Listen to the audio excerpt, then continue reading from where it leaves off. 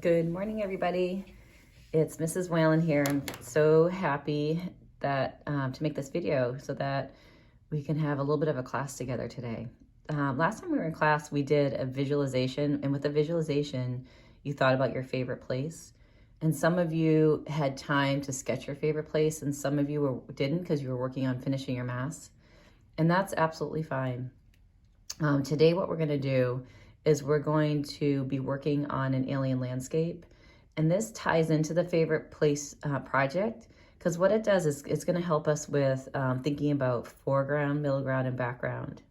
So the background is everything that's furthest away from you. The foreground is everything that's closer to you. And the middle ground is what is in between those two areas. So we're going to talk about that as we do our alien landscape. What you're going to want to do right now is to grab a pencil and paper. You can stop this video, go grab anything. It's whatever you have is fine. If it's a lined sketchbook paper, that's fine. Lots of houses have computer paper in it, so maybe you have some computer paper. That's what I have here today. I'm using that. And then come back to us, and we can get started. So again, this is going to be part of our favorite place project. And it's just a fun drawing day. We're just gonna make one drawing together. And then we'll talk about how this impacts your drawing for your favorite place drawing. Okay, so to get started, you wanna draw a land line, a horizon line, where the sky meets the ground. And you don't wanna have this line cut the paper in half. You wanna have it a little bit above. I also like for my line not to be super duper straight. Like you do it with a ruler, so it just has a little bit of a curve to it. And on our alien landscape, the first thing that we're going to draw is in the background.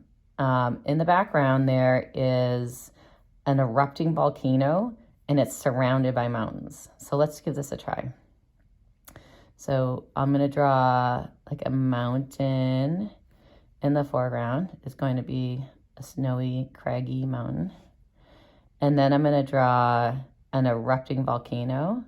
I'm going to draw like the center of it, like how it would, where the lava is coming out of. I'm going to make this a little extra craggy. So we're going to draw an erupting volcano surrounded by mountains. If you'll notice, the base of my mountains go pretty big.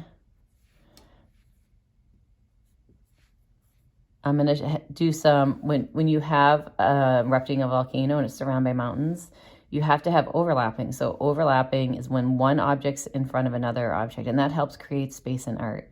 So this mountain is actually overlapping that one a little bit. Here is our volcano, and then I'm going to have a little bit of a smaller mountain. You just see the peak there.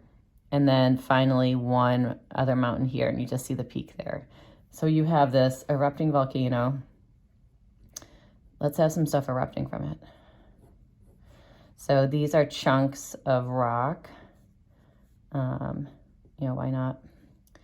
And then maybe just something more like liquidy. Or we can make it like even more like blobby than that. Let's make it more blobby. And then some chunks further out. Okay. And then just movement, just general movement right there. Okay. And I'm going to have that like just be a little bit more cracked in the front too. And maybe something's just pouring out of there. There we go. So have at it. Erupt that volcano. And you can pause the video right now and come back after you finish erupting a volcano that is surrounded by mountains. The next thing that we're going to do is a winding river, and that river is going to be coming from the volcano. So it can be lava, it can be water, it can be whatever you want to do. So there's going to be a winding river. So you don't want to have your winding river, you don't want to draw two lines coming straight to you. What you want to do instead is have like a nice, gentle curve.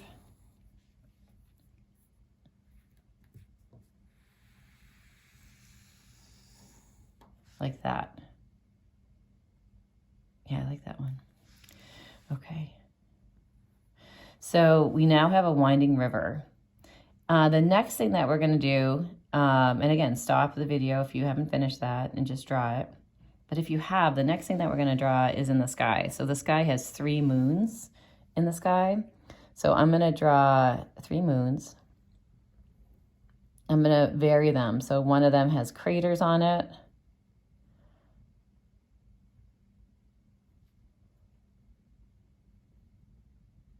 I'm putting like a little shadow in there.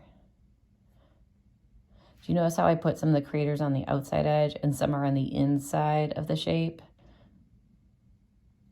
Now, my other moons are going to be a little bit more of a sliver of a moon. I'm just going to kind of have them face, they're going to be facing towards each other, like a little conversation. And one of them is going to be bigger than the other one. I'm also going to add some stars to the sky.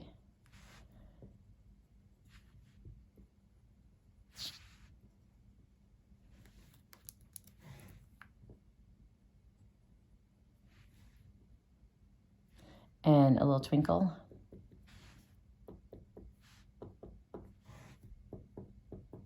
Okay. I have to add my Ursa Major.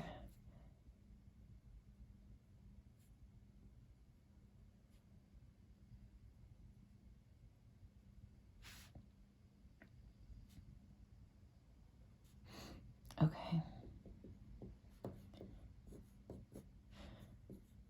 Okay, so there we have the sky. So make your sky however you want to make it, and just make sure you have 3 moons in it. That's the only thing you have to think about.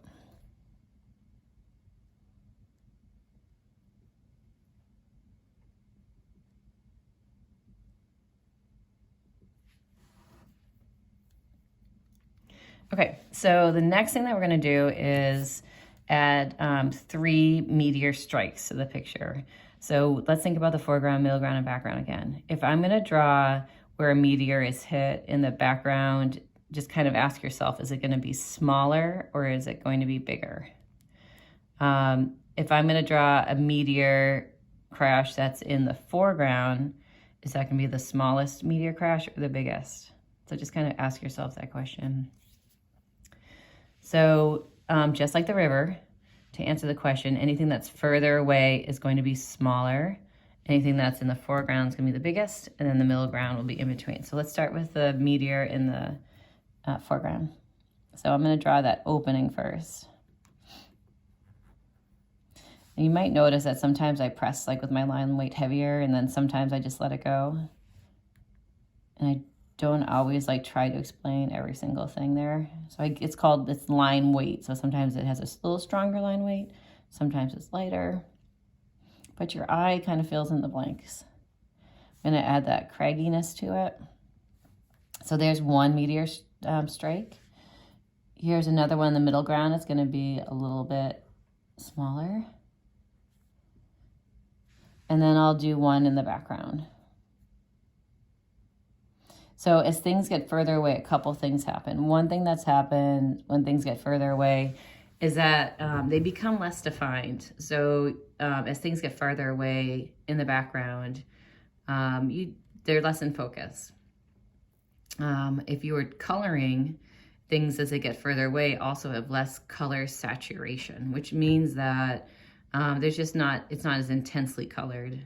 If you think of like purple mountains, that's one example of that, where they just get a little bit more, it's called atmospheric perspective, where the atmosphere really plays in with your viewing of the mountains that are far away.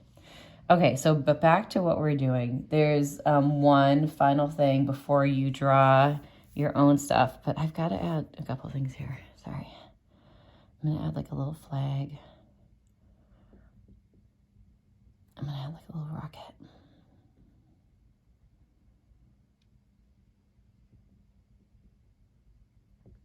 Okay. All right. So the next thing that we're going to draw is our aliens. We haven't drawn our aliens yet. So you're going to have 2 or more aliens in the distance talking. You're going to have 1 alien hiding behind one of these craters.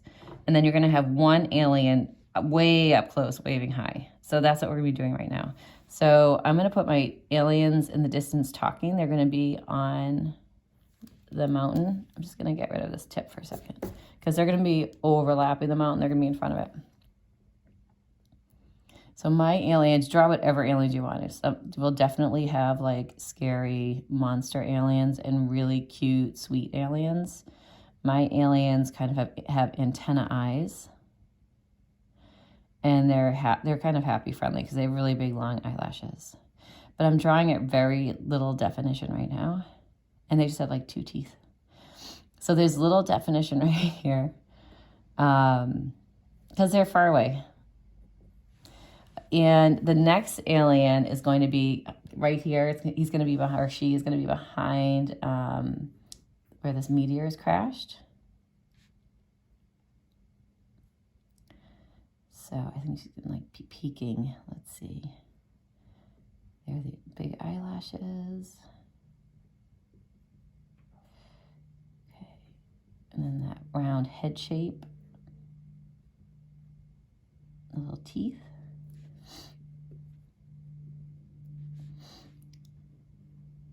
And maybe this eye is, I got a little thick. See, I'm changing it.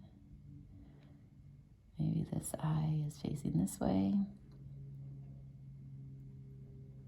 And maybe they can like control their eyes. So like one can go one way and one can go another.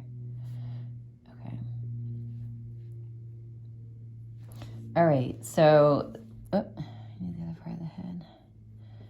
All right, so there's like a little alien hiding behind here.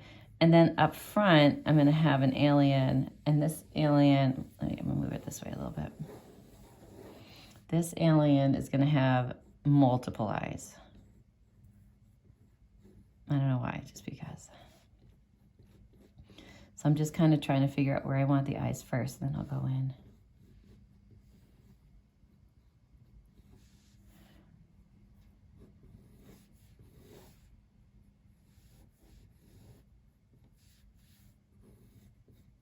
Okay. All right, so now I'm gonna go back in and define this. I also want to get into here, and so this line was nice and light. So now that I've decided that I'm overlapping the path, I can erase this stuff. That's behind the eye. So this is overlapping. This alien's creating a really good sense of space. It's up closer. It's in the foreground. So that's creating a nice sense of space because it's up closer. It's also overlapping the path. And those are ways that we can create a nice amount of space.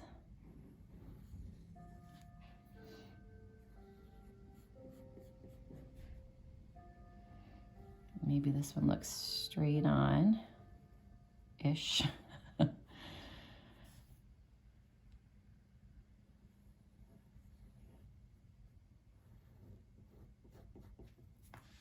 I go in there and just start darkening some of this stuff too.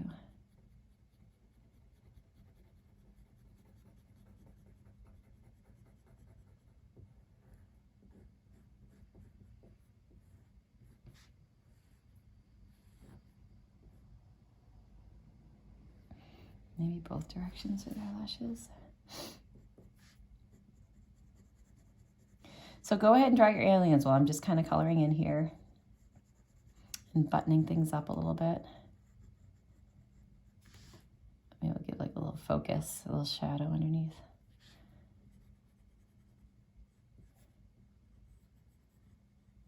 These big dark orbs.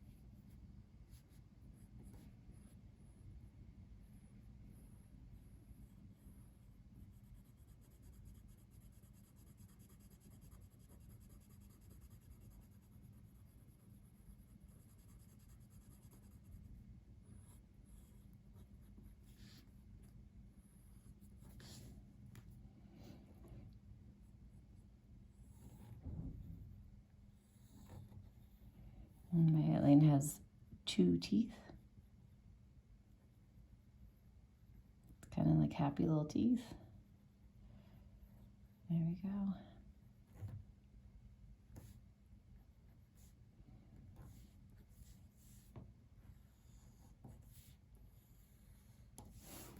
All right, so today you're going to be doing your alien landscape. You're working on that foreground, middle ground, and background. So that creates space in your drawing.